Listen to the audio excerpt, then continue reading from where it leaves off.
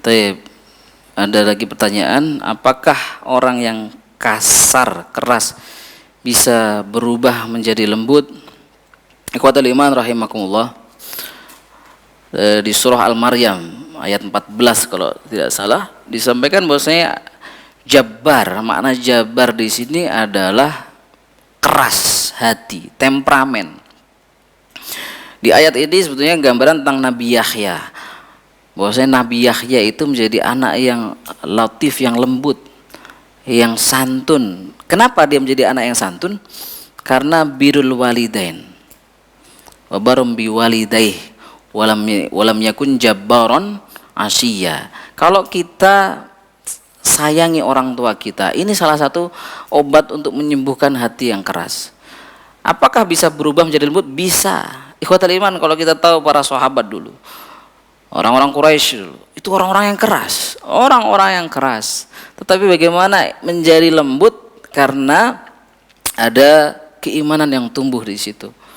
Maka sebetulnya kalau kita melihat ada memang banyak faktor yang merubah itu orang tersebut jadi keras. Pertama, apakah background dari keluarganya? Ketika orang tersebut jarang tersentuh kasih sayang, sering dikerasi, itu menumbuhkan jiwa yang keras juga. Tetapi ketika hatinya diliputi dengan keimanan, itu yang melembutkannya. Kita tahu bahwasanya Umar bin Khattab, beliau itu orangnya keras. Tapi bagaimana kelembutan itu hadir ketika tahu Rasulullah yang mengajarkan kelembutan itu. Tidaklah nanti di surga, orang-orang yang masuk surga itu adalah orang-orang yang hatinya adalah hati yang lembut. Kalau kita belajar dari burung itu kan, burung itu identik dengan kelembutannya. Maka cara untuk melembutkan hati yang keras, yang pertama adalah bagaimana dia menyadari ketika kekerasan ini dalam tanda kutip, saya nggak tahu, kan ada orang yang sebetulnya hatinya lembut tapi caranya memang kelihatan keras atau kasar. Ada orang yang baik tapi karena mungkin backgroundnya dia dari daerah mana yang terkenal keras itu kan, kalau ngomong intonasinya tinggi, nah kita pahami dia bukan keras jiwanya, tapi memang kalau ngomong kasar gitu, tapi hatinya baik. Ada juga orang yang kelihatannya baik tapi hatinya keras.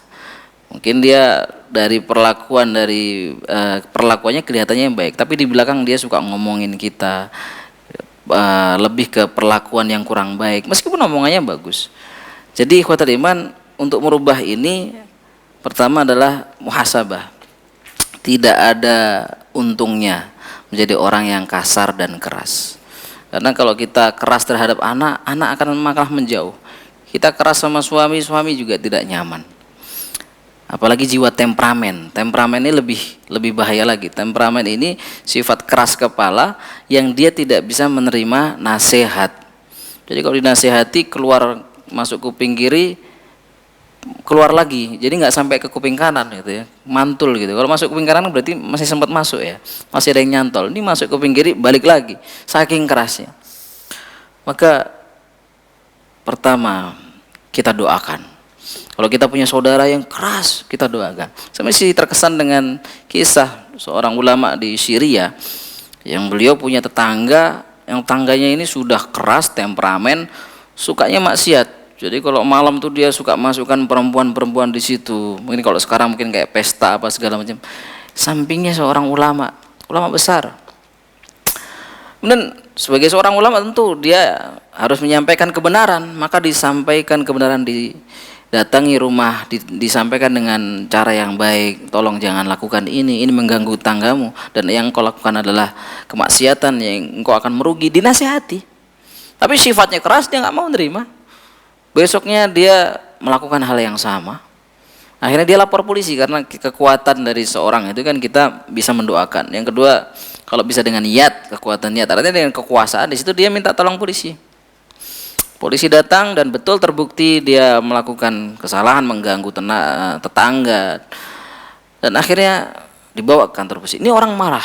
Ketika dia sudah dilepas, dilempar rumah ulama tadi sampai pecah, rumahnya rusak. Ketika itu kemana lagi dia bermohon? Akhirnya berdoa dan berdoa, semoga Allah melembutkan hati orang tersebut. Allah ya muqallibal qulub, Allah yang membolak-balikkan hati. Berdoa dengan khusyuk, memohon dengan sungguh-sungguh. Luar biasa, suatu ketika beliau adalah ulama besar, ketika kajian, beliau punya kajian rutin, tiba-tiba duduk di hadapan syekh tersebut, ulama tersebut, tetangganya yang selama ini menyakitinya, tetangganya yang melempar rumahnya dengan batu. Duduk mendengarkan kajian, selesai kajian, tiba-tiba orang ini memeluk, memohon untuk dimaafkan. Hati yang keras Allah lembutkan dengan doa. Maka terus doakan, dan tentunya dengan nasihat-nasihat yang bisa diterima.